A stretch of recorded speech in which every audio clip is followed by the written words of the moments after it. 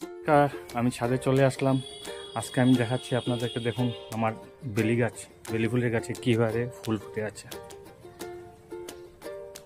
এই দেখুন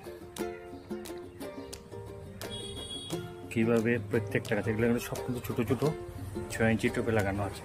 প্রত্যেকটা গাছ দেখুন আমি কাটিং থেকে লাগিয়েছিলাম। দেখুন কীভাবে ফুল ফুটে আছে।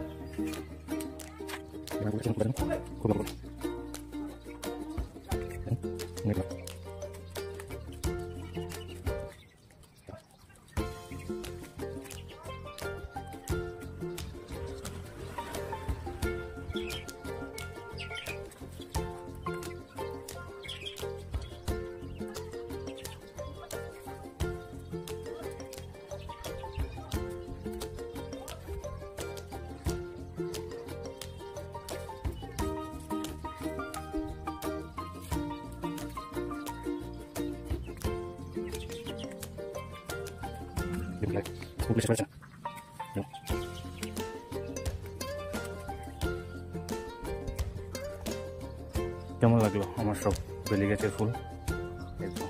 এছাড়াও আরো অনেক ফুল আছে, আরো অনেক ফুল আছে। অনেক সময় দরকার এই ফুলগুলো তুলতে। ধন্যবাদ।